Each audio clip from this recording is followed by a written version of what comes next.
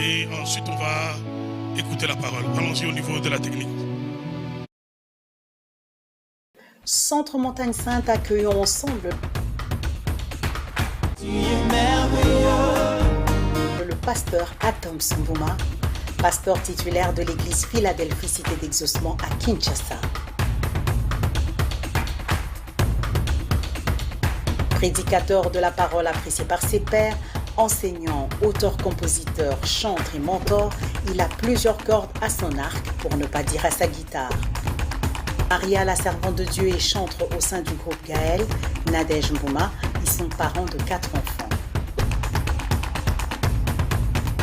Il est le fondateur du collège biblique Le Culte. Centre Montagne Sainte, accueillons ensemble le pasteur Atom Mbouma.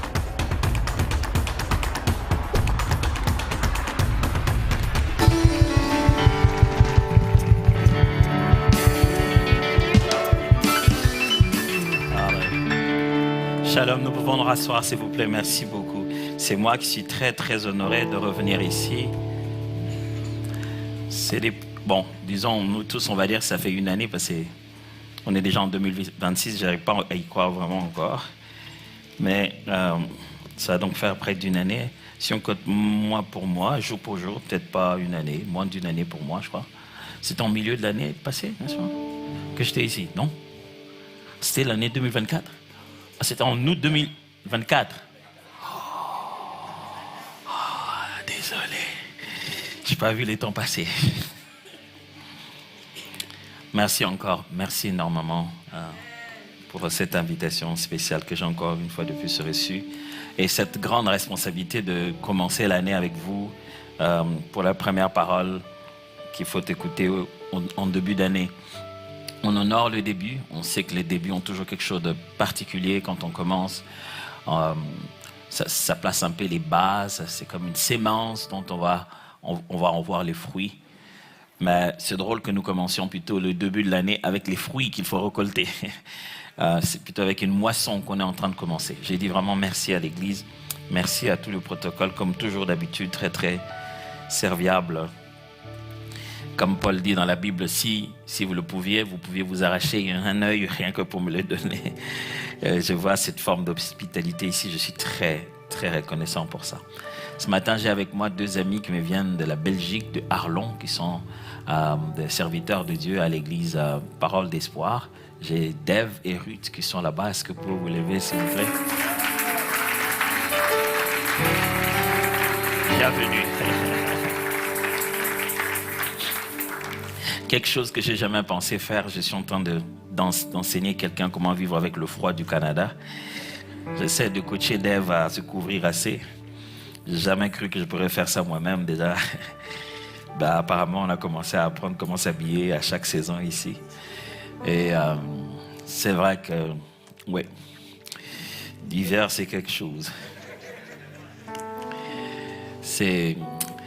J'ai compté combien de mois il faut rester en hiver. Je me dis, qui dit qu'on a 4 saisons ici? On a normalement une saison principale et 3 saisons supplémentaires qui viennent ou qui ne viennent pas. Mais on se plaît bien. Ça va. Alors, moi quand on m'a dit qu'on va parler d'entrer dans la saison de la moisson, je me suis posé une question à laquelle je vais tenter de répondre aujourd'hui. Je vous ai posé presque une question. J'ai presque posé la question à l'église, au pasteur. Et c'est par là que je me recommençais. J'ai entendu entrer dans la saison de la moisson. Et je me suis dit, vous avez dit moisson? Et c'est ça le thème de mon message ce matin. Vous avez dit moisson? Je vais lire Genèse chapitre 8, versets 20 à 22. Je lirai 4 passages. Genèse chapitre 8, versets 20 à 22. L'église, c'est le seul endroit où vous êtes autorisé de regarder sur les notes de vos voisins. Donc, ce n'est pas de la tricherie. Faites pas ça à l'école. Genèse 8, 20 à 22. Noé bâtit un autel à l'Éternel. Il prit de toutes les bêtes pures et de tous les oiseaux purs, et il offrit des holocaustes sur l'autel. L'Éternel sentit une odeur agréable, et l'Éternel dit à son cœur, Je ne maudirai plus la terre à cause de l'homme, parce que les pensées du cœur de l'homme sont mauvaises dès sa jeunesse. Et je ne frapperai plus tout ce qui est vivant, comme je l'ai fait. Tant que la terre subsistera, les sémailles et la moisson, le froid et la chaleur, l'été et l'hiver, le jour et la nuit ne cesseront point. C'est vrai qu'on va avoir une bonne nouvelle au sujet de la moisson. Il y a aussi une autre nouvelle au sujet de l'hiver. Apparemment, ça ne cessera pas. C'est dans les textes.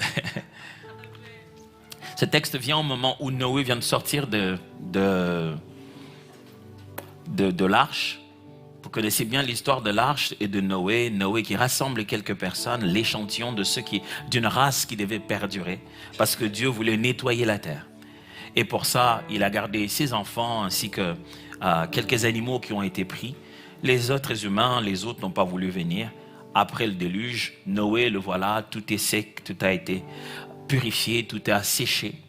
Il en a eu le preuve après avoir envoyé la colombe qui est revenue avec un genre de morceau d'herbe qui prouvait que les choses ont commencé à fleurir. Le voilà sorti, maintenant il doit rendre culte à Dieu. Donc il présente une offrande avec des animaux purs. Il fait une offrande, il brûle ces animaux qui montent. N'oubliez pas que Noé est très limité en matière de ressources animales. Il en a pris que quelques animaux qu'il avait gardés avec lui dans l'arche. Et là, au lieu de pouvoir se rassurer de leur multiplication, il prend le temps d'en sacrifier. Et vous savez que Dieu voulait toujours qu'on lui sacrifie ce qui est jeune, fort, plein d'énergie. C'est un grand risque que de couper d'un peu de réserve qu'il avait et de sacrifier à Dieu. La Bible dit que Dieu sentit l'odeur agréable, je ne vais pas m'arrêter là, et pour pouvoir annoncer la pérennité des choses, pour dire qu'il ne va plus revenir à ça, pour pouvoir présenter une nouvelle alliance, Dieu fait des références fortes. Il dit que tant que la terre subsistera, il y a des choses importantes qui vont toujours rester un cycle, entre autres les sémailles et la moisson. Il y a aussi l'été, l'hiver. Je ne sais pas quand on a dit ça, le Canada était de quel côté? Ils devaient commencer par l'hiver et un peu d'été. Mais le froid et la chaleur, le jour et la nuit ne cesseront pas. Il parle d'un cycle perpétuel. Le deuxième texte est dans Jean, chapitre 4, versets 31 à 38. Jean, chapitre 4, 31 à 38. Jean, c'est dans le Nouveau Testament, chapitre 4, 31 à 38. Je veux lire. Pendant ce temps, les disciples le pressaient de manger, disant « Rabbi, mange ». Mais il leur dit « J'ai à manger une nourriture que vous ne connaissez pas ». Les disciples se disaient donc les uns les autres « Quelqu'un lui aurait-il apporté à manger ?» Jésus lui dit « Ma nourriture est de faire la volonté de celui qui m'a envoyé et d'accomplir son œuvre. Ne dites-vous pas qu'il y a encore 4 mois jusqu'à la moisson? Voici, je vous l'ai dit, levez les yeux et regardez les champs qui déjà blanchissent pour la moisson. Celui qui moissonne reçoit un salaire et amasse de fruits pour la vie éternelle, afin que celui qui sème et celui qui moissonne se réjouissent ensemble. Car en ceci, ce qu'on dit est vrai. Autre est celui qui sème et autre est celui qui moissonne.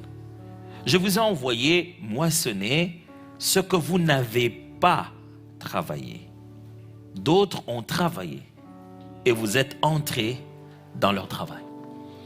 Jésus-Christ ici vit un épisode assez particulier parce qu'avec ses disciples, ils sont en voyage, ils décident de s'arrêter à un moment, à l'endroit, à Sichar, quelque part, à la sortie de la Samarie. Ils s'arrêtent et ses disciples vont chercher à manger. Puisqu'il s'est arrêté là-bas, il n'est pas loin d'un puits, une femme arrive qui veut puiser. Et vous connaissez la conversation avec cette femme. Il lui parle du nom qu'il était prêt à donner à cette femme. Cette femme est étonnée. Toi, tu me demandes de l'eau et puis tu dis encore, tu vas me donner de l'eau. Vous connaissez l'histoire. La femme se rend compte qu'elle est devant Jésus, le Christ. Elle rentre dans la ville pour aller appeler tout le monde. Il leur dit, venez voir quelqu'un qui m'a dit tout ce que j'ai fait. Quand elle arrive avec tout ce monde, Jésus se met à leur parler et puis les gens se tournent vers la femme. Il dit, maintenant on ne croit plus à cause de ce que toi tu m'as dit. Ce que tu nous as dit là, non, c'était rien face à ce que nous-mêmes on a entendu. Là on croit à cause de nous-mêmes on a entendu. Et les disciples viennent après, ils trouvent tout ce qui se passe, ils sont un peu étonnés, ils disent, mais Seigneur, qu'est-ce qui s'est passé ici? C'est quoi cette femme, ces gens, c'est tout ça là. Ils savent qu'ils l'ont laissé sans nourriture, donc ils le pressent. Il dit, mange, il ne faut pas suivre cette histoire. Vous savez, de temps en temps, quand on est absorbé par la mission, l'évangile, l'œuvre, vous êtes obligé de nous arrêter pour qu'on mange. Je vois comment ma femme fait ça des fois. Elle vient m'arrêter, me dit, arrête, il faut que tu manges. Et c'est ce que les disciples essaient de faire avec Jésus. Il dit, non, écoute, arrête-toi, mange d'abord, prends les forces. Et Jésus leur fait croire, leur dit littéralement qu'il a eu à manger une nourriture qu'eux, ils ne savent pas. Oh. Alors les disciples se regardent les uns les autres et disent, quelqu'un lui a donné à manger? Elle dit, non, je parle ici d'une toute autre nourriture. Et ma nourriture à moi, c'est quand je fais la volonté de mon Père. Le fait que j'ai accompli ce que je devais accomplir, le fait que j'ai accompli ma mission, c'est comme un repas pour moi. Ça m'a bâti dans l'homme intérieur. Et du coup, il bascule sur une histoire de moisson encore. Où il commence à leur dire que bon, en fait, est-ce que ce n'est pas vous qui dites, levez le regard, levez les yeux, regardez, la moisson est prête. Il leur parle du fait que l'œuvre devait être moissonnée. Et que Dieu, un travail a déjà été fait, il est prêt, il n'attend qu'à être moissonné. Et il leur dit non seulement que c'est le temps de la moisson, mais il leur dit aussi qu'il les envoie pour aller moissonner quelque chose qu'eux n'ont pas sémé. D'autres personnes ont travaillé avant eux, et eux ils vont s'aimer. Il parle ici de l'œuvre de Dieu, il parle ici de ramener les cœurs au Seigneur. Certains prophètes sont morts pour ça, d'autres ils sont venus prêcher le même évangile, on les a tués, on les a massacrés pour ça. Une œuvre a été faite, d'autres personnes les ont précédés, eux ils allaient en jouir le bon fruit. Troisième texte, Galates chapitre 6, versets 6 à 10. Vous vous doutiez bien qu'on allait lire beaucoup de textes, je suis un fils de Roland Dallot. On donne un point, un sous-point et deux sous-points dans le premier sous-point. Galates chapitre 6, à partir du verset 6 à 10.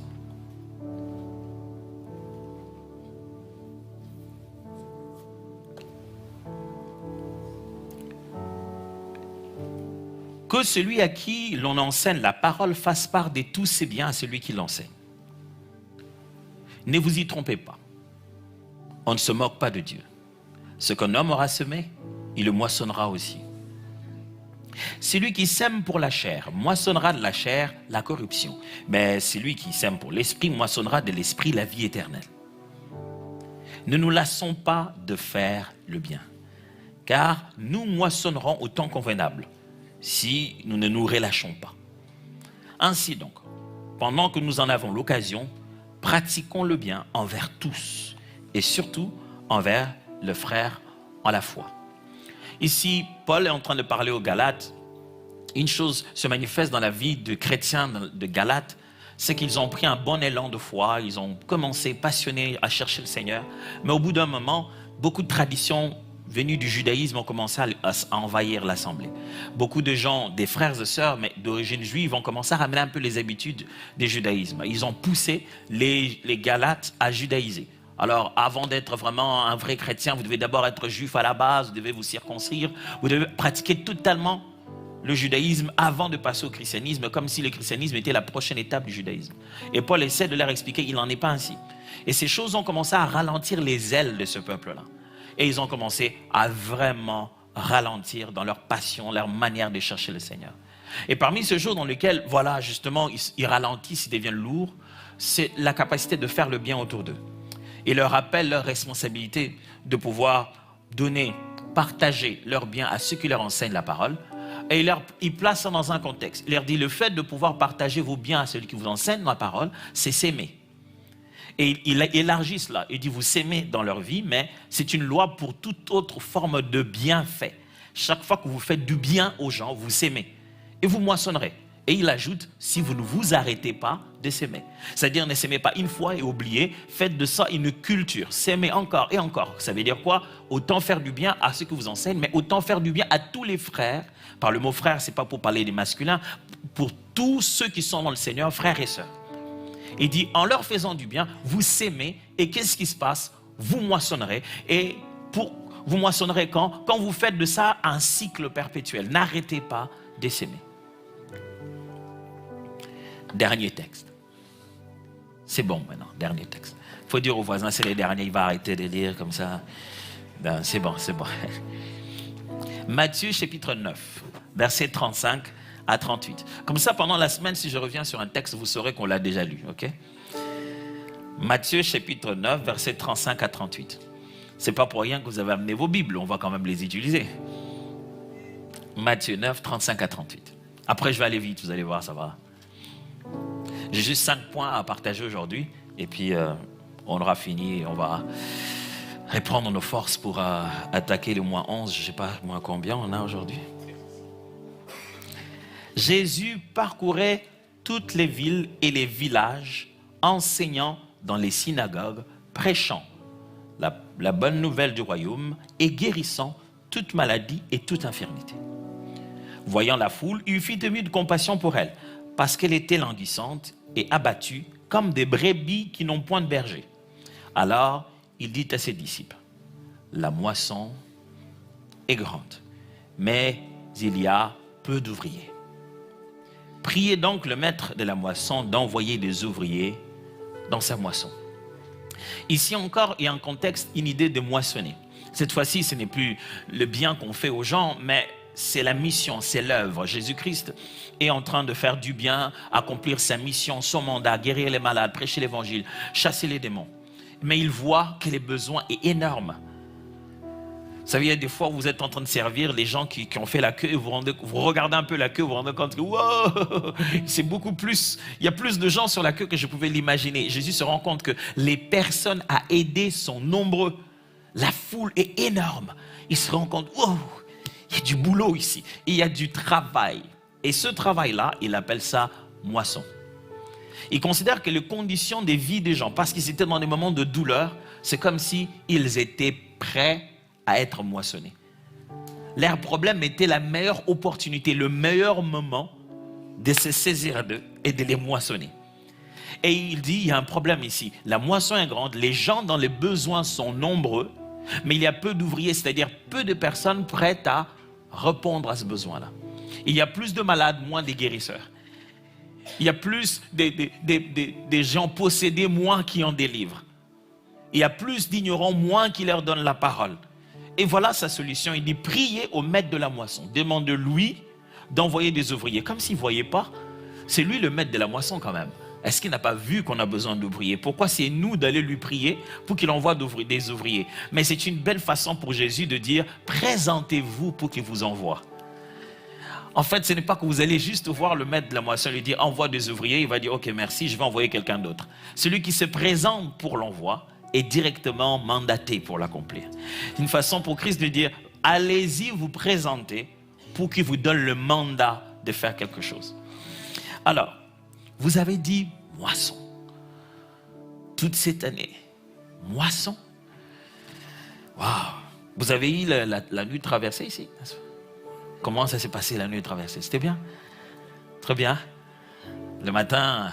Vous savez, la nuit traversée, on ne sait pas quand est-ce que c'est le matin parce que tout est déjà passé. C'est très bien. Il n'y a rien dans la nuit de traversée qui est difficile pour moi parce que le matin, j'ai très faim. Parce que c'est la première fois où je fais toute la nuit en bougeant, en sautant. La nuit, normalement, je dors. C'est pourquoi Mais le matin, j'ai très faim, mais trop fatigué pour manger.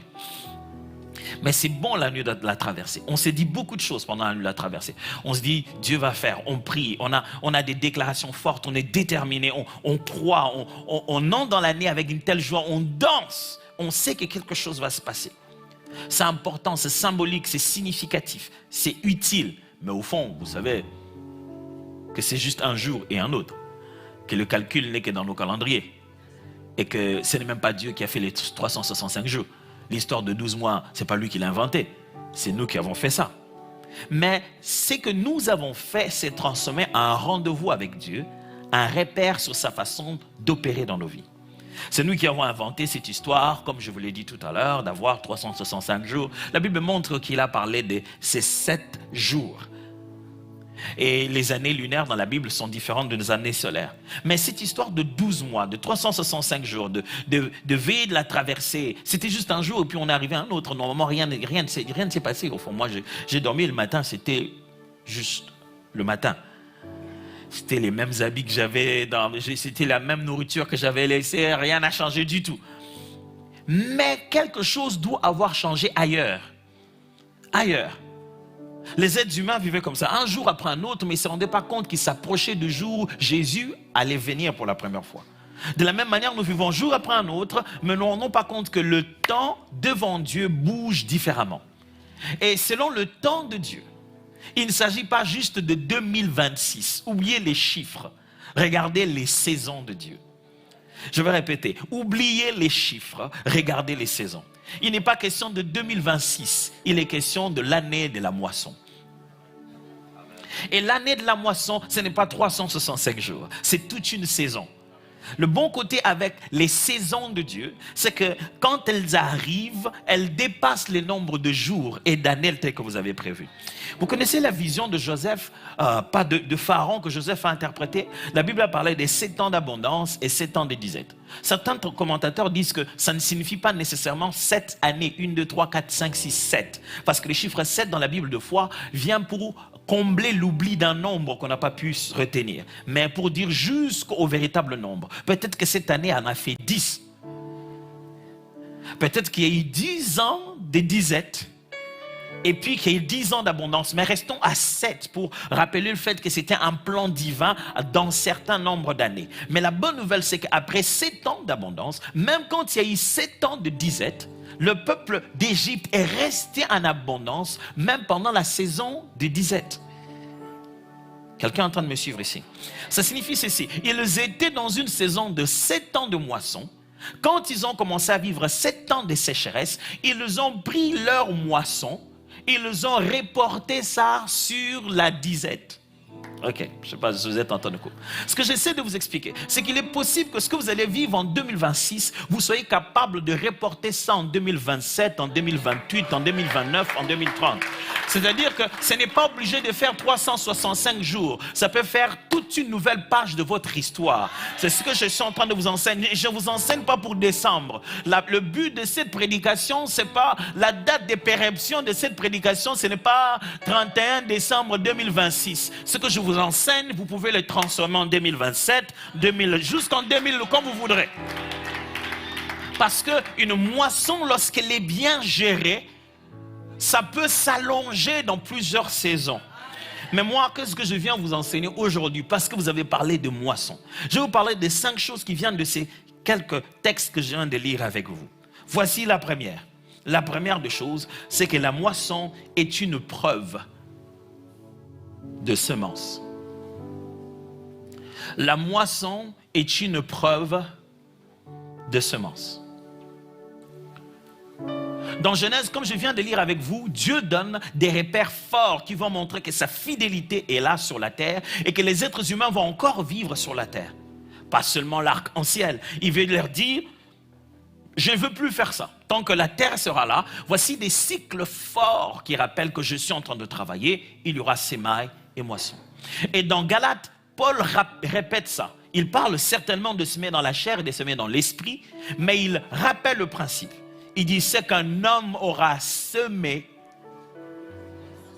il le moissonnera. Et on ne peut pas parler de moisson si on n'a pas encore parlé des semences. Et Jésus-Christ répète cela dans Jean chapitre 4 en leur disant, je vous envoie moissonner là où vous n'avez pas travaillé, là où vous n'avez pas semé. D'autres ont travaillé et d'autres, vous venez pour récupérer le bien de leur travail. Vous jouissez des résultats de leur travail. Mes amis, si nous allons nous réjouir pendant cette année 2026 d'une quelconque forme de moisson, la question de base, c'est est-ce que vous aviez sémé?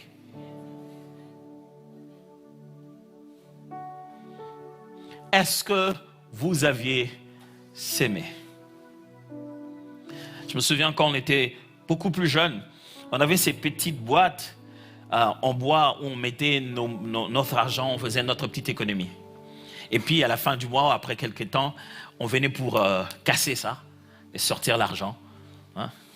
Nous, on n'avait pas les morceaux de certains des porcelaines comme ça en forme de cochon, on met dedans. Maintenant, on fait juste la caisse, comme ça qu'on appelait ça. On appelait ça une caisse. Et pour une caisse, on était vraiment une. C'était une caisse.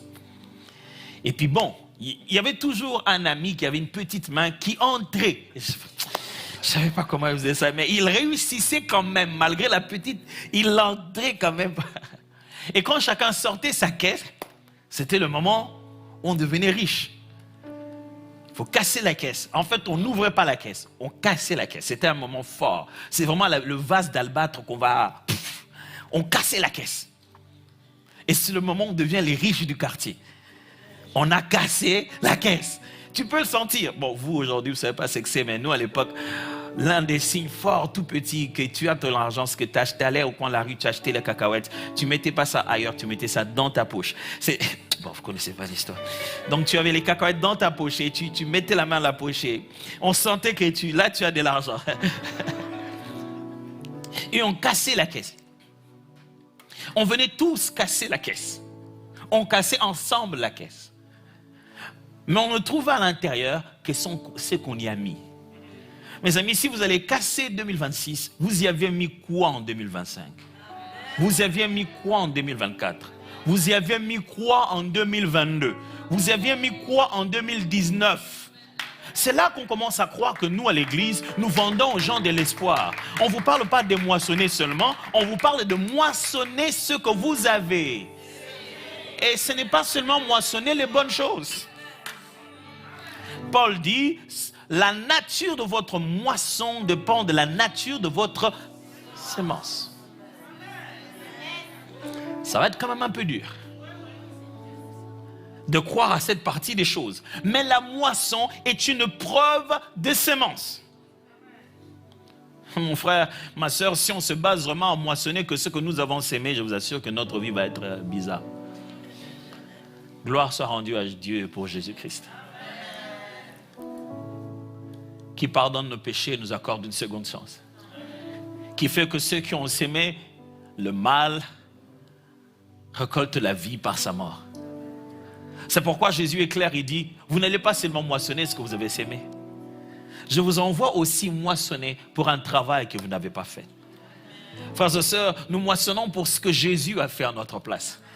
Nous ne nous sommes pas battus, mais sa victoire est notre victoire. L'autorité sur les démons, mes amis, nous ne l'avons pas parce qu'on a gêné.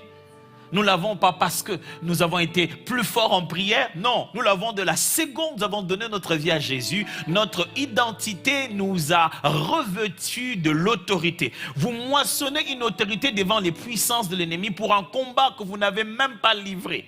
Vous vous battez avec résultat comme un combattant expérimenté qui ne jouit que de la moisson de l'expérience du Christ. Je ne sais pas si vous comprenez de quoi je parle. Quand vous êtes en combat spirituel, en train de riposter au diable, ce n'est pas parce que c'est votre premier combat, pasteur. C'est ma première fois que je combatte comme ça. Je n'ai jamais su pasteur. Ces choses-là, je n'ai pas assez d'expérience. Ça n'a rien à voir avec ton expérience. Tu es en train de moissonner une œuvre victorieuse qui a été accomplie pour toi à la croix de Golgotha. Apprends à croire à celui qui a sémé et tu auras la moisson de sa sémence. Ok, je vais encore expliquer ça. L'évangile, c'est croire à celui qui a sémé. Et tu auras les résultats de sa sémence. Mais qu'est-ce que toi tu as sémé? Rien. J'ai pris seulement ma foi. Je l'ai placée dans celui qui a sémé une bonne foi pour tout le monde. Vous savez, nous croyons très bien à nos erreurs, on s'en souvient très bien. Mais nous croyons très peu à son œuvre. Nous croyons très bien à nos erreurs, on s'en souvient que j'ai commis. Oh, si 2024, elle a dit on va s'aimer ce qu'on a fait. Oh, l'année passée, c'était pas bien. Si tu crois au mal que tu as fait, crois aussi que le sacrifice de Jésus est suffisant.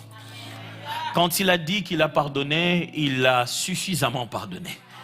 Ce n'est pas en se disant qu'il ne savait pas ce que tu avais fait. Vous savez, il y a des gens qui disent, je te pardonne, mais tu as fait quoi? Ah non, oh, si c'est ça, ah non, il faut que je réfléchisse encore un peu sur ce que tu as fait. Le bon côté, frères et sœurs, c'est que 2026 ne dépend pas de ce que toi tu as fait. 2026 dépend de ce que Jésus a fait. Et Jésus lui-même disait ceci, il faut que le grain tombe à terre. S'il ne tombe pas à terre, il ne portera pas de fruits. Il parlait de sa propre mort, qu'il fallait qu'il soit sémé. Jésus n'a pas seulement semé, il a été sémé. Et quand Dieu a voulu avoir plusieurs fruits que nous sommes, il a sémé son fils. Il n'a pas sémé de joie, il a sémé de douleur, frère. Le diable n'a pas le droit de te donner une autre moisson.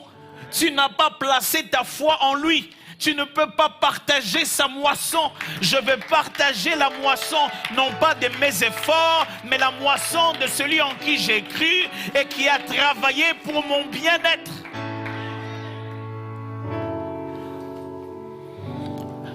Frère, tu ne résistes pas à la tentation parce que tu es sérieux. Non, tu résistes à la tentation parce que tu moissonnes de la force de celui qui a dit au diable, arrière de moi, Satan. De sorte que lorsque la tentation tu es sous pression aujourd'hui, ce n'est pas parce que tu en as la force, mais parce que tu crois à celui qui a résisté. Je vous en supplie, frères et sœurs, sachez-le bien que vous pouvez faire une sémence aujourd'hui dont vos enfants vont moissonner. Je ne veux pas savoir qu'est-ce que mes enfants vont moissonner. Je ne veux pas savoir qui va leur donner la moisson demain. Je veux la s'aimer maintenant. Parce que je sais qu'on peut moissonner ce pour quoi on n'a pas travaillé. Quelqu'un d'autre a travaillé. On l'a sémé. On a moissonné. Frère, il y a certains combats que vous menez ici. Vous avez juste comme ça un breakthrough et puis c'est parti. Une percée directe, c'est parti. Ah, vraiment, Dieu agit. Je vous assure. Ce n'est pas pour nous rendre importants. Sinon, ça vient avec cette fonction. Dieu ne nous a pas juste donné le droit de vous prêcher.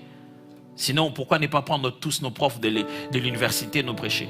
Mais bien, vous pouvez bien prendre notre meilleur prof de l'université, le placer à cet endroit et le voir comment il va se perdre complètement. Pas parce qu'il ne sait pas ce qu'il doit faire. Parce qu'il n'en a pas juste l'appel. Il n'en a pas juste l'onction. Cette histoire-là qu'on appelle l'appel et l'onction, ce n'est pas un privilège intellectuel. C'est une capacité surnaturelle. Et cette capacité surnaturelle nous donne une responsabilité, autant un combat. Autant nous avons un combat, autant nous avons une responsabilité sur vos âmes. Ça veut dire, autant nous avons une victoire, autant vous l'avez. Il y a des choses pour lesquelles vous n'avez pas besoin de s'aimer. Cet homme a s'aimé pour vous. Il y a des prières que vous n'avez plus besoin de faire. Des fois, j'ai vu des gens aller faire de longues prières qu'on a déjà fait pour eux. Je prie Dieu que pendant cette année, tu sèmes, tu puisses moissonner de toutes les victoires qui ont déjà été obtenues sur la maison ici dans laquelle tu viens. S'il y a des combats que ce couple se bat la nuit et pendant les longues années pour lesquelles ils sont battus, ceux qui ont souffert dans leur corps parce qu'ils sont en train de diriger vos vies, c'est qu'ils sont obligés de percer spirituellement. Ils sentent quelque chose qui arrive, mais c'est eux qui veulent enfanter ça dans l'esprit. S'ils ont tenu, ils ont sémé quoi que ce soit pendant des années. Cette année, c'est le moment de moissonner ça. Je dis ça, je ne dis pas ça. Écoutez-moi bien, je n'annonce pas une rémunération de plus fidèles. J'annonce une visitation de ceux qui sont présents. J'ai dit ceci, vous allez moissonner ce que vous n'avez pas sémé. Vous allez profiter les efforts que vous n'avez pas donnés. Vous allez recevoir ce que vous n'avez même pas contribué pour cela. Parce que Dieu peut vous faire moissonner là où quelqu'un d'autre a sémé difficilement. Je refuse que ce que ton père a semé, tu manques de le moissonner. Je refuse que ce que ta mère a sémé, tu manques de le moissonner. Personne ne te prendra l'héritage qui t'appartient. Personne ne te prendra la moisson qui est prévue pour toi. Les heures de travail de ton père, aller au boulot, les heures d'effort de ta mère, personne n'ira prendre leur salaire et mettre ça dans ses poches et le Dieu Tout-Puissant le regarder comme ça. Je prie que l'Éternel te défende et se souvienne de chaque sémence qui a été sémée en ta faveur. Tu dois moissonner ce qui a été sémé pour toi. Frères, sœurs, quand nous nous levons ici pour vous enseigner, vous moissonnez des choses que vous ne savez pas comment on a sémé. Les paroles que les hommes de Dieu viennent prononcer ici, les déclarations qu'ils sont en train de faire ici, ils sont en train de vous faire moissonner des jours, des heures, des temps de prière à la recherche de Dieu. Quand ils veulent voir Dieu, ils veulent le voir dans votre vie. Nos plus grands résultats pour lesquels nous soupirons dans nos temps de retraite, ce n'est pas sur nous, c'est sur vous qu'on veut le voir. Et je prie cette année, vous devez le voir.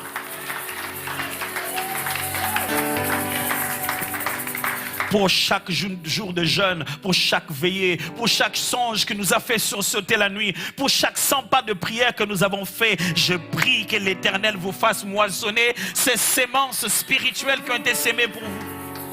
que chaque alliance prononcée sur cette assemblée, chaque sémence placée au nom de l'église, des fils et filles de cette assemblée, chaque effort fait, chaque déclaration faite, même dans le secret, cette année, vous vous sentirez favorisé. Vous vous demanderez, mais pourquoi ils sont passés là-bas, moi on m'a fait passer par là. Ne pose pas de questions. Le temps de moissonner des choses que tu ne sais pas comment tu as sémé est arrivé. Deuxième vérité. La moisson est un signe qui prouve la vie par la grâce. La moisson est un signe qui prouve la vie par la grâce. Je commençais d'abord par dire que la moisson prouve qu'il y a d'abord eu sémence. Maintenant, je dis la moisson est un signe qui prouve la vie par la grâce.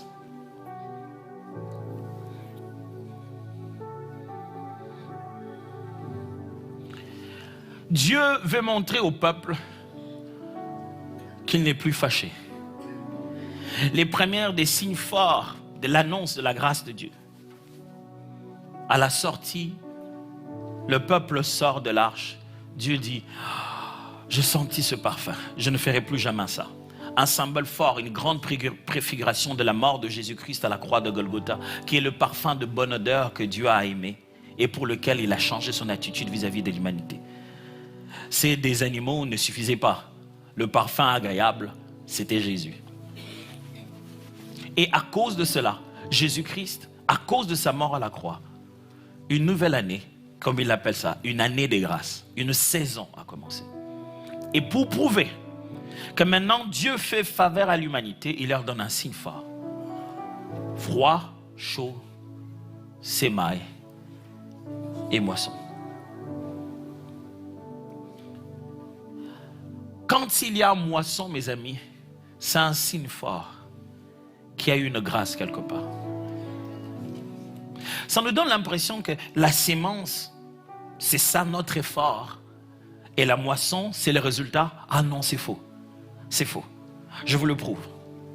Regardez la sémence. Commençons par ça. Regardez la quantité de la sémence.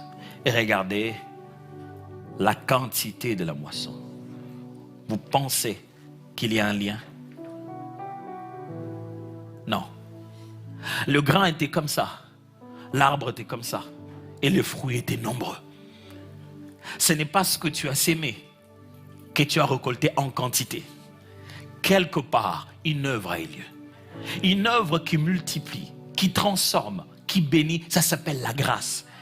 Paul a dit ça comme ça en expliquant aux Corinthiens. Il dit, écoutez, vous voulez d'Apollos ou de qui que ce soit ou de Paul? Non. Il y en a un qui a sémé et un autre qui a arrosé et Dieu a fait croître. Dieu a fait croître. Ce n'est pas parce que tu as sémé. Non, c'est parce que là, Dieu a fait croître. Toi, tu as sémé, hein? Tu as récolté 10 000. Pourquoi? Dieu a fait croître. Écoutez-moi, mes amis, la moisson n'est pas le mérite. La moisson, c'est la faveur. Quand vous touchez à votre moisson, agenouillez-vous et dites, Dieu, si ce n'était pas toi, je ne pouvais pas avoir ça. Ce n'est pas seulement la quantité, mais c'est la différence. Regardez la nature de la moisson et regardez la nature de la sémence. Et les grains que l'on sème, des fois, on ne les mange même pas. Ce n'est même pas mangeable. Mais la récolte qu'on a, ça, c'est très mangeable. Comment veux-tu s'aimer la prière et passer ce temps de prière, la prière te donne un travail qui te donne de l'argent?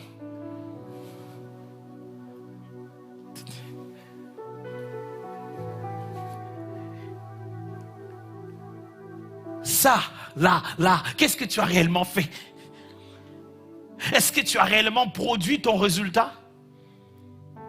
Ou tu as juste rempli un principe et Dieu a fait croître? Toi, tu as juste continué à prier et Dieu, sous terre, là où personne ne voyait, Dieu fait croître. C'est ça la beauté des s'aimer. On s'aime et on ne sait pas ce qui se passe en bas. On a juste risqué, on vient de temps en temps, on regarde le sol, rien n'a changé, on revient, on regarde, rien n'a changé. Un bon matin, on voit que quelque chose est monté. Mais pourquoi c'est monté maintenant? Dieu travaillait en fin fond à l'intérieur. J'aimerais annoncer une bonne nouvelle à quelqu'un. Dieu travaille à l'immigration, Dieu travaille à l'hôpital, Dieu travaille à l'université, Dieu travaille à l'inscription. Là où tu n'as pas encore vu quoi que ce soit monter, à la partie que tu ne peux pas gérer, là au milieu, Dieu travaille. Dieu travaille, mes amis. La différence entre le grain et le fruit. Mais voyez encore le temps. Tu sèmes aujourd'hui. Tu ne sais pas exactement quel jour. Mais tu sais qu'il y a une période. Tu ne sais pas à quel jour, à quelle heure, mais tu sais à plus ou moins vers quelle... Il y a une périodicité où on devrait commencer quand même à se dire qu'il y a des signes qui montrent que c'est le temps de la moisson. Sachez-le bien, mes amis, la sémence est un signe qui prouve la vie par la grâce. Dieu veut montrer à Noé, je vais encore garder les êtres humains vivants. Ce n'est pas parce qu'ils sont bons, ce n'est pas parce qu'ils sont devenus meilleurs, parce que je vais leur faire grâce. Juste leur faire grâce. Et pour ça, ils vont s'aimer, ils vont encore moissonner. Mon ami, 2026 n'est pas une année de mérite, c'est encore une année de grâce. Accroche-toi encore à la grâce. Je ne suis pas en train de t'annoncer maintenant tes efforts vont payer. Non, j'ai dit maintenant ton Dieu va te visiter. Ton Dieu va travailler en profondeur, là où tu ne vois pas, comme un sous-marin, mais tu verras les résultats de sa gloire. Il va encore te faire grâce. Ce que j'aime de la grâce, c'est que, vous savez, on peut passer la rue et rencontrer la grâce et même pas s'arrêter, même pas savoir que c'est elle. Parce qu'elle ne nous ressemble pas. On s'est dit, mais ça c'est à toi. Tu dis quoi? Ça, tu m'as regardé. Ça, où est-ce que j'ai eu l'argent pour avoir ça? Vous savez, la grâce, c'est comme ces choses qu'on n'ose même pas regarder parce qu'on sait qu'on n'en a pas le moyen. Vous savez, ces boutiques, on n'ose pas entrer parce qu'on sait que ce n'est pas notre... Il y a même des boutiques où on entre, il y a des rayons où on ne va pas. C'est-à-dire, si tu es avec les enfants, tu dis, non, va pas là-bas. C'est comme pour leur dire, nous sommes interdits d'aller là-bas.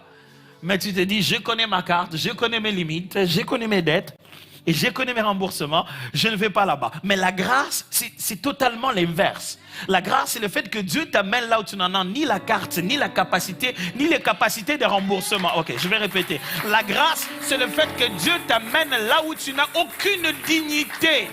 En 2026, ce n'est pas pour ceux qui sont dignes, c'est pour ceux qui sont rejetés, humiliés, considérés comme incompétents. Mais entre le sémail et la moisson, Dieu travaille.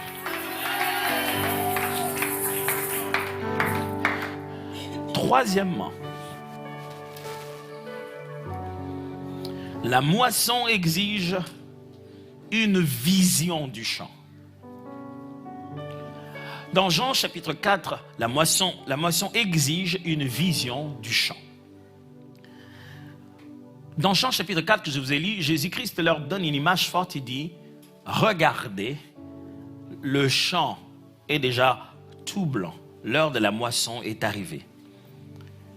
La moisson exige une vision du champ.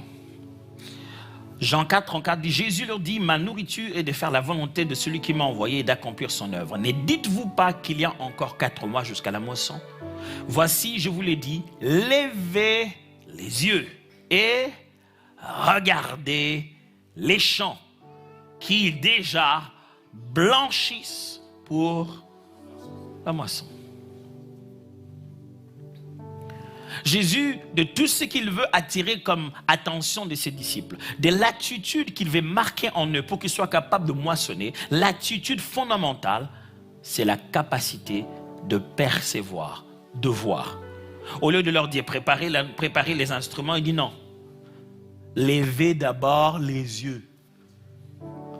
Regardez d'abord.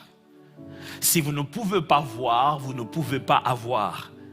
Si je peux s'aimer une vision claire en vous, une œuvre aura démarré à l'intérieur de vous. Mes amis, si vous ne voyez pas de moisson, vous ne toucherez pas de moisson. S'il y a une chose qui doit changer clairement pendant cette année 2026, c'est votre vision. Quand je dis moisson, vous pensez à quoi? Quand je dis moisson, vous voyez quoi? Ne voyez pas quelque chose qui va vous arriver. Non, voyez quelque chose que vous allez accomplir.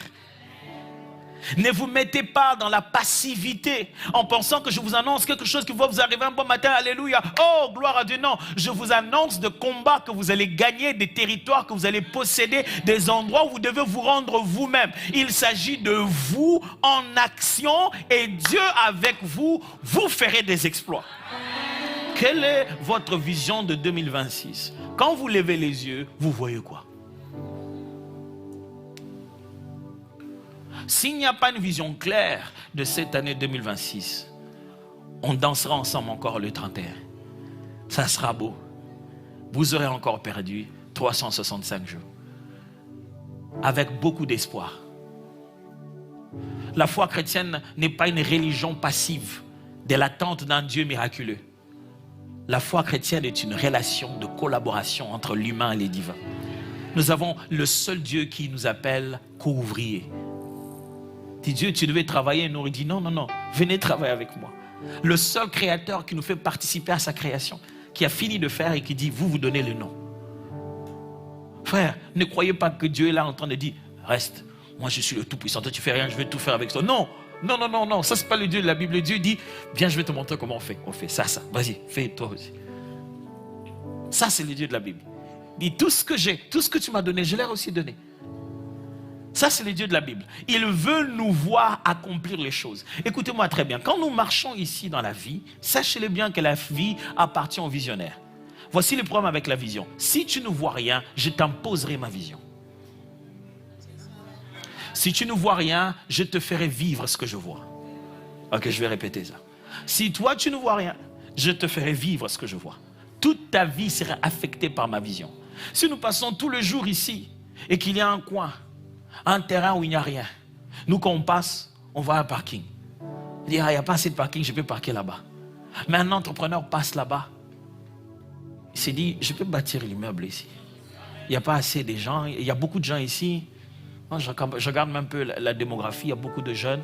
Donc, qui dit jeunes, mariage, foyer, stabilité, boulot, tout ça. Je peux faire des beaux appartements ici.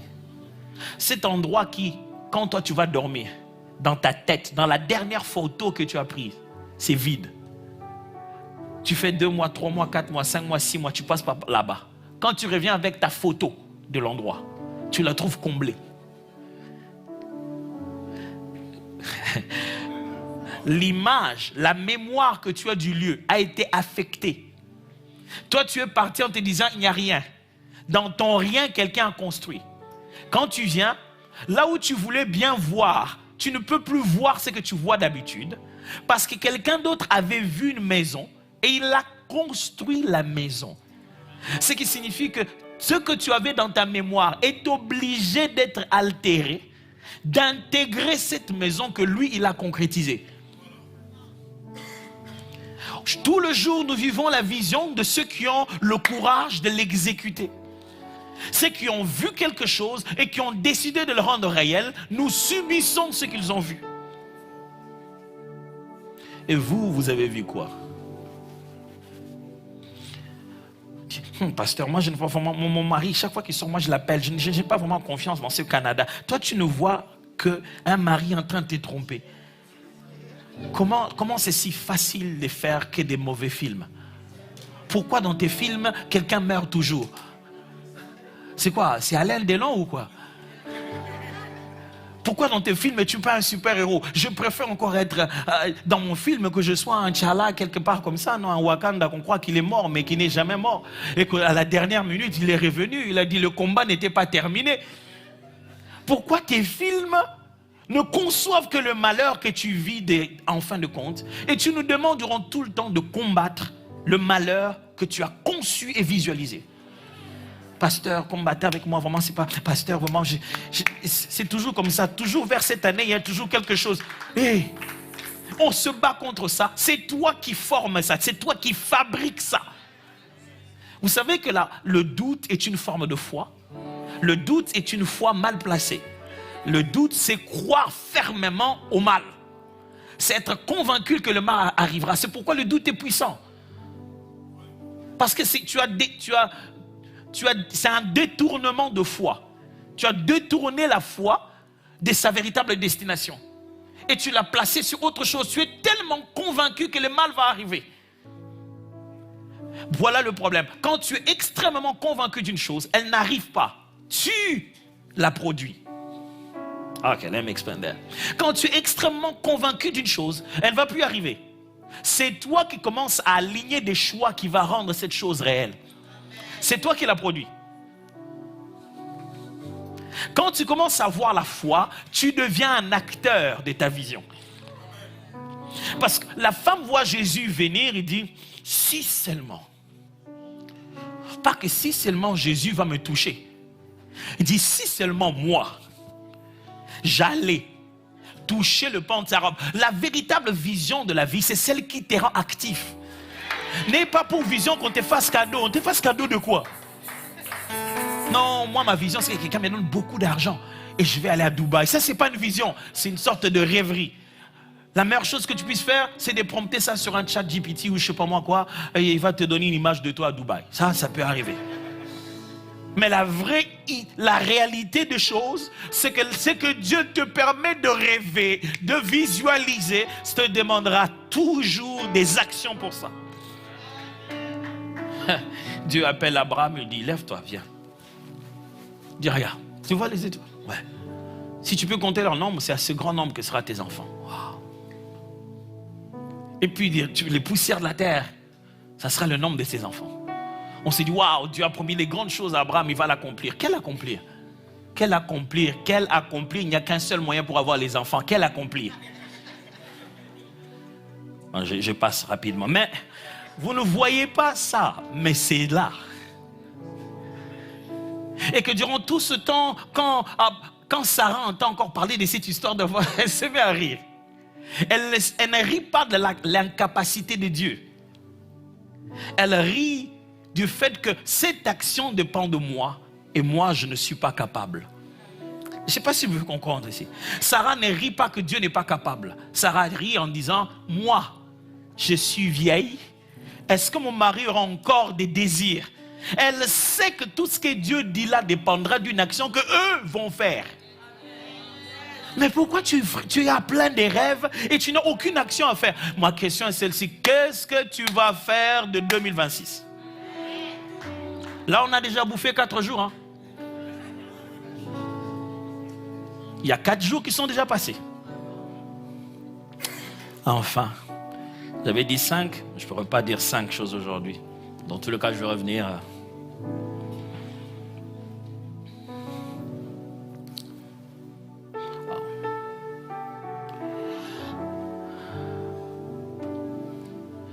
La moisson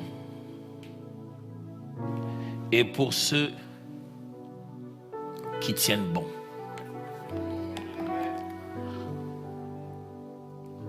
La moisson, mes amis, c'est pour ceux qui tiennent bon.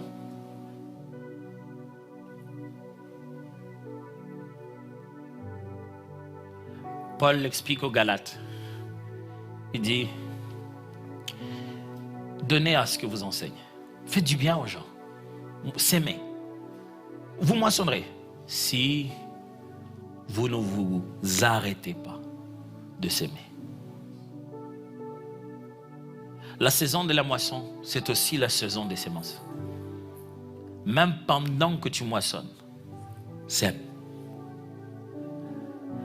C'est ceux qui continuent encore et encore et encore et encore. N'est-ce pas que les Écritures disent qu'on sème avec douleur et qu'on moissonne avec chant d'allégresse? N'arrête pas de s'aimer en te disant non, c'est trop, j'ai trop s'aimé, maintenant il faut que je moissonne. Non, non, non, non. Pendant que tu s'aimes, c'est pendant ce moment-là que Dieu vient te visiter pour t'encourager, te montrer que ce que tu fais encore maintenant, ce n'est pas en vain. Un jour, tu finiras par moissonner. Mes amis, la moisson, c'est pour ceux qui tiennent bon. C'est pourquoi voici mon encouragement. Tenez bon. Ne tenez pas jusqu'en décembre. Tenez juste bon. Ne lâchez à aucun moment. Tenez bon. Ah, pasteur, tu ne sais pas combien c'est dur. sur ce point-là, tu as raison. Mais je sais combien il est solide, celui que nous tenons. Je sais que c'est dur, mais il y a un adage qui dit, les circonstances dures ne durent jamais, mais les hommes durent. Les temps les plus difficiles ne sont pas longs, mais ceux qui sont constants restent dans le temps. La moisson, c'est pour ceux qui tiennent bon. Tiens bon, je t'en supplie. C'est fiancé en qui tu vas s'aimer. Mais tu as envie de te dire, mais Seigneur, qu'est-ce que j'ai fait avec ces garçons, franchement? Comment ils n'arrivent pas toujours à comprendre? Crois-moi, le jour où il comprendra, tu seras la plus heureuse. Mais s'aime encore. S'aime encore. Les jours passent, les années passent, je me regarde, je me dis, wow, ma femme a dû être vraiment patiente. Hein? Quand je ne comprenais pas ça, j'étais tellement convaincu que j'avais compris. Et je me dis, qu'est-ce que j'avais compris? D'où me venaient même les arguments que j'osais donner. Elle avait pourtant raison. S'aime encore. N'arrête pas de s'aimer. Cet adolescent qui t'amène la corde au cou. J'avais entendu un bel adage chez mes amis, les Américains, et ils me disaient un jour, les petits-enfants sont les cadeaux de Dieu pour tous les parents qui n'ont pas tué leurs ados. Parce que quand ils sont ados, là, il y a des intentions de meurtre. Ils sont énervants que tu as vu. Et si tu te tiens bon que tu ne le fais pas, ils vont se marier, ils vont avoir les enfants. Et leurs enfants, façon dont ils vont leur faire, tu vas venir leur dire, tape là. Ah non. Les petits-enfants, ça venge mieux. Ça te venge mieux. Après, quand on te dit, mais maman, je sais pas pourquoi l'enfant là, il est comme ça, il dit, mais ça, c'est toi tout craché, non? Tu as envie de fois de dire, par où il faut toucher? Qu'est-ce qu'il faut lui dire? Il passe toute sa journée dans la chambre, tu lui demandes un truc. Ouais, ça va. Mais tu as envie de dire, où est passé mon bébé? Il est là dedans. Tiens bon. Parle encore. Répète. Redis. Prie. Répète. Encore. Et encore. Tu finiras par moissonner. Dans ce jeune homme, dans cette jeune fille qui semble être complètement déconnectée de l'humanité, il se trouve quelqu'un qui a une grande destinée à l'intérieur. Tiens bon, tu vas moissonner.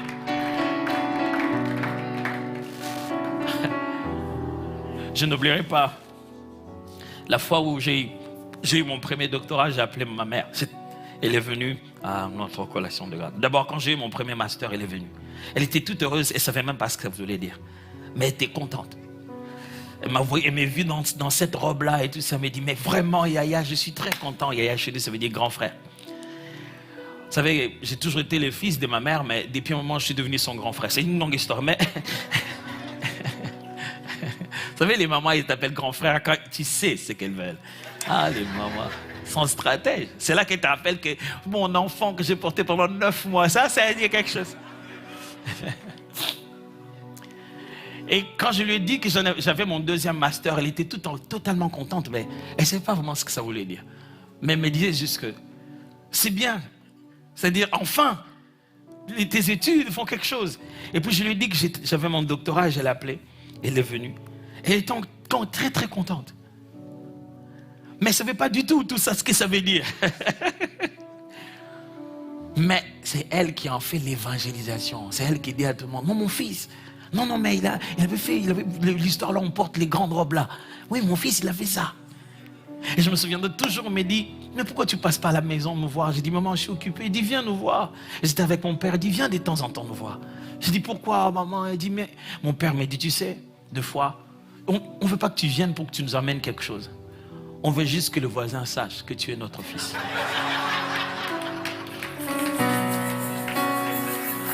Ça fait rire, mais c'est plein d'émotions. J'étais là en train de me dire, waouh, ils veulent juste qu'on voie leur moisson.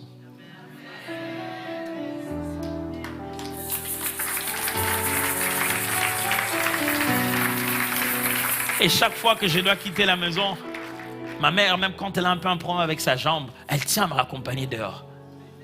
On va dehors. Des fois, j'ai commencé à comprendre, je ne gare plus à l'intérieur. Donc, je gare à l'extérieur. Comme ça, elle peut m'accompagner. On est dehors. Quand on est dehors, on l'a salué, maman Poutou. Et c'est elle qui dit, tu es vieux Tom, s'il est venu nous voir aujourd'hui. Et puis là, du coup, moi, je vais saluer ses amis. Oui, papa, on est vraiment content de te voir. On te voit seulement qu'à la télé. Oui, et là, elle est toute contente. Oui, il était passé nous voir, c'est l'autre. Écoutez-moi, aujourd'hui, ils sont collés à leur TV, à leur téléphone, la tête baissée. Ils sont sur leur play, ils ferment leur chambre. Un jour, ils feront votre joie. S'aimer encore. La moisson, c'est pour ceux qui n'abandonnent pas. S'aimer encore. Si en 2025, vous avez prié, jeûné, Dieu, mais qu'est-ce qu'il y a? Vous avez même l'impression que plus vous avez jeûné, plus il est devenu têtu. Je vous en supplie, s'aimer encore. Un jour, vous serez tellement fiers. Je n'oublierai pas le jour de mon mariage. J'étais habillé tout en blanc. Ma mère était habillée aussi tout en blanc. On entrait dans la cathédrale du centenaire. Quelle joie elle avait. J'avais l'impression que c'est elle qui s'est mariée. S'aimer encore. Il y a 2 jours, vous dites, mais on a répété, je leur ai expliqué, j'ai tout fait. Mais pourquoi? Qu'est-ce qu'ils ne comprennent pas dans cette église, pasteur? S'aimer encore. S'aimer encore. J'étais en train de regarder le pasteur qui dirige l'église à ma place aujourd'hui à Kinshasa. Je le voyais, l'œuvre qu'il était en train de faire. Et des fois, il m'appelle, me dit, mais je dis, docteur, je ne comprenais pas du tout quand tu faisais ça. Maintenant, je comprends. Je me disais, mais pourquoi le docteur ne dit rien? Mais pourquoi il est là? C'est lent. Pourquoi il n'agit pas? Je me suis retrouvé en train de ne rien dire. Et d'être lent. Ce n'est pas de la lenteur. C'est juste que je connais des choses qu'ils ne connaissent pas, que je ne peux pas leur dire. J'ai dit, c'est ça. Mais combien de fois des idées de suspendre les gens ne sont pas passées dans ma tête? Mais je suis rentré, j'ai dit, on s'aime encore. 2026, s'aimer encore. On ne moissonnera pas parce qu'on a arrêté de s'aimer. On moissonnera parce qu'on a continué à s'aimer. Et parmi les choses que vous devez s'aimer, c'est la prière. Ce début d'année commence avec beaucoup d'efforts. Il fait froid. Vous devez jeûner. Vous devez arriver à l'église. Tout ça pour moi, c'est une sémence. Est-ce que vous êtes fatigué de s'aimer? S'aimer encore. Peut-être que toutes les fois qu'on fait ça à l'église, vous n'avez jamais fait ça. Vous dites toujours, mais bon, je peux prier chez moi à la maison. Cette année, s'aimer. S'aimer 1 heure. S'aimer 2 heures. S'aimer 3 heures. S'aimer quelques jours sans manger. S'aimer. Ce que vous s'aimez maintenant va précipiter votre ancienne moisson. Parce que vous continuez à s'aimer. Ça rappelle la moisson d'hier à venir très vite. Baissons nos têtes dans la prière. Qu'est-ce que le Seigneur vous a-t-il dit?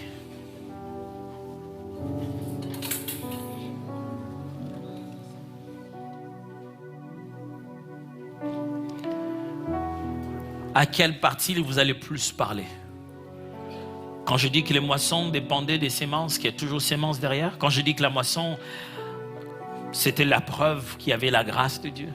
Ou quand je dis que la moisson exigeait une vision claire du champ. Ou peut-être quand je dis que la moisson, c'est pour ceux qui tiennent bon. Quelle est la partie où Dieu vous a parlé le plus? Je vais vous accorder un petit moment pour prier. Peut-être que quelqu'un doit dire à Dieu aujourd'hui, Seigneur, donne-moi la force de s'aimer encore parce que je suis épuisé. Je suis épuisé de cette relation, je suis épuisé de cette affaire, épuisé de ce travail, je suis épuisé, je suis fatigué, mais je n'ai pas encore vu la moisson, mais je suis fatigué. Peut-être que vous devez prier dans ce sens. Je ne sais pas ce que vous voulez demander à Dieu, mais élevons nos voix pendant un moment. Prions s'il vous plaît. Prions ensemble.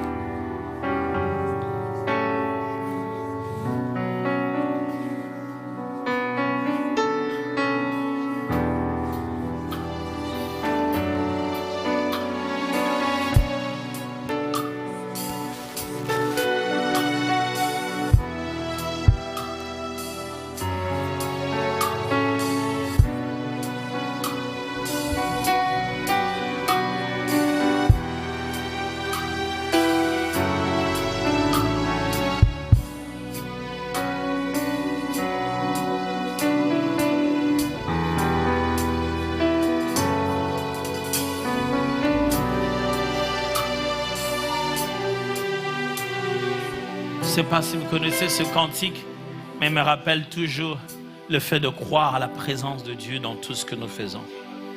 Dieu est ici au milieu de nous et Dieu est pendant ce programme. Il y a des gens qui vont moissonner en ce mois de janvier. Tu pensais que décembre, on avait clôturé. Dieu n'avait pas encore clôturé.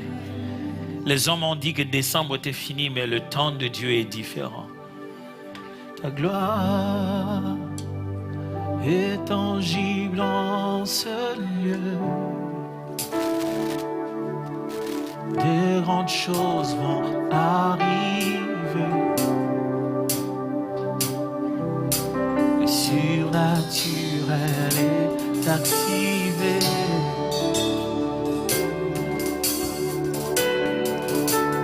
Oh, ta gloire est tangible en ce lieu. De grandes choses vont arriver. Le surnaturel est activé. Chante encore ta gloire.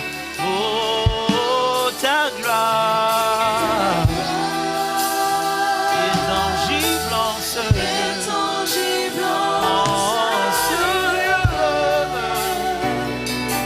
Oh, de grandes choses vont arriver.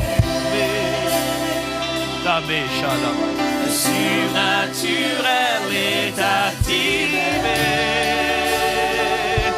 Oh Yahweh, Yahweh, Rapha, Elohim, Shaddai, Jireh,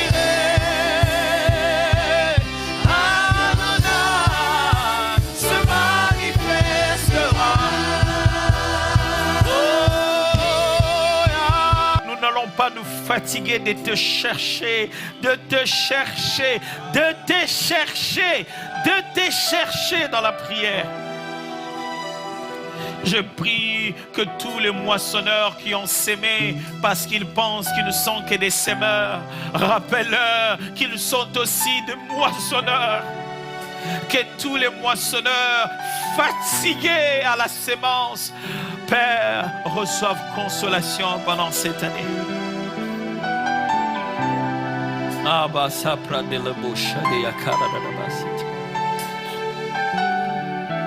Je prie que ton esprit nous rafraîchisse pendant tout ce temps de prière. Qu'à chaque jour, chaque effort, chaque fin dans notre corps, qu'on reçoive un rafraîchissement de l'esprit.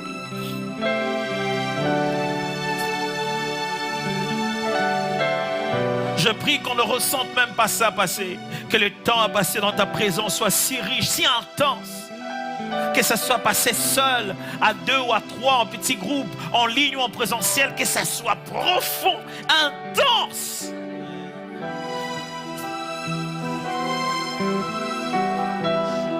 Père, je prie. Alléluia. C'est une autre saison qui commence. C'est une autre saison qui commence. C'est pas juste parce qu'on des belles phrases, des belles déclarations d'église. C'est parce que c'est une décision céleste. C'est Dieu qui fait commencer une nouvelle saison. C'est Dieu qui élève certains recrutés, qui manifeste des personnes qu'il a préparées en secret, qui rend visible la sémence cachée sous terre. C'est le moment de la manifestation. Que ceux qui sont cachés seront découverts. Ceux sur qui on n'avait pas jeté les regards seront appelés. On sortira Joseph de la prison. C'est le moment de la manifestation. On le mènera près du roi. C'est le moment de la manifestation. C'est la saison de moissonner.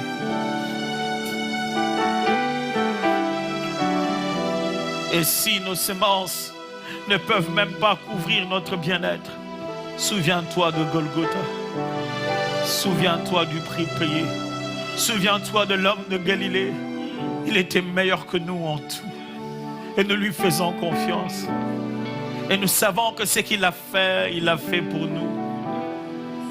Il a fait en notre faveur et ce qu'il a fait suffit.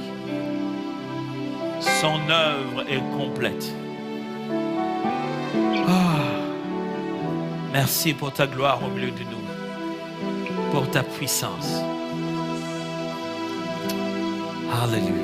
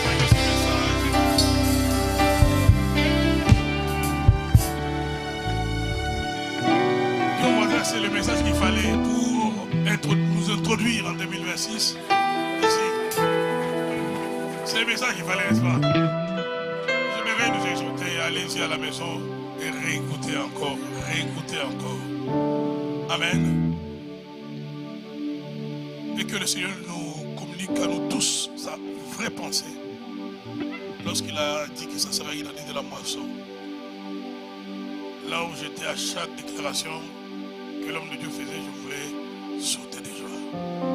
Mon esprit est tellement béni. Alléluia. Et je vois combien le Seigneur va nous faire du bien pendant tous ces mois. Donc Dieu est en train de faire sa part. Ça sera à nous maintenant d'appliquer tout ce qu'on va apprendre durant tous ces mois.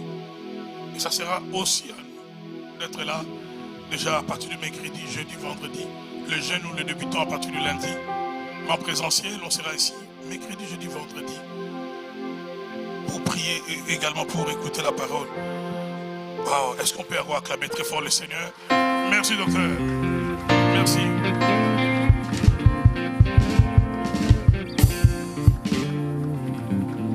Mon épouse m'a soufflé dans l'oreille que ces messages c'est aussi une consolation pour nous les parents. Beaucoup de parents s'est retrouvés. Ce matin, je suis allé réveiller mes deux grands garçons. Déjà la nuit, je leur disais, allez-y dormir. Parce que le matin, je n'aimerais pas que vous fassiez des problèmes à votre maman. Allez-y dormir. Il y a toujours un, lui, il aime prolonger le sommeil. Il faut déjà négocier la veille. Bon, on a eu notre dose de consolation. Merci, docteur. Ça nous a fait du bien, n'est-ce pas? Personne ne peut te battre, je l'ai toujours dit, à une mère. Dans le combat de ton fils, de ta fille, tu l'as porté au sein de toi. Cet enfant était comment attaché à toi. Tu l'as porté pendant 9 mois. Et puis que quelqu'un d'autre puisse l'envoûter, que l'enfant... Non, personne ne peut te battre.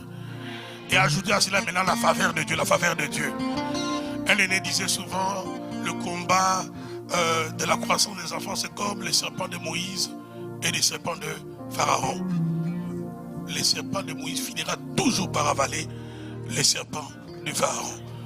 C'est pourquoi le docteur a dit, continuons à jeter la sémence. Les changements qu'on désire, finalement, ça va apparaître. Acclamons très fort le Seigneur. Voilà. Je n'ai pas d'exhortation à faire pour les offrandes. Amen. On parle de la moisson, on parle de la sémence. Donc prends ton enveloppe. Écoutez bien, les autres communiqués, le frère Olivier reviendra pour nous le rappeler. C'est le tout premier dimanche. Donc il y a des départements qui resteront avec moi afin que nous puissions parler à la fin. Mais j'aimerais que tout le monde attende qu'on nous rappelle les grandes lignes, n'est-ce pas, de ce mois, parce que le Seigneur veut vraiment que nous puissions cette année augmenter la dose de l'excellence. Amen. Et là, nous passons au service d'offrande. Vous avez besoin d'enveloppe, vous levez la main. Vous savez que ceux qui portent le palier vont venir ici.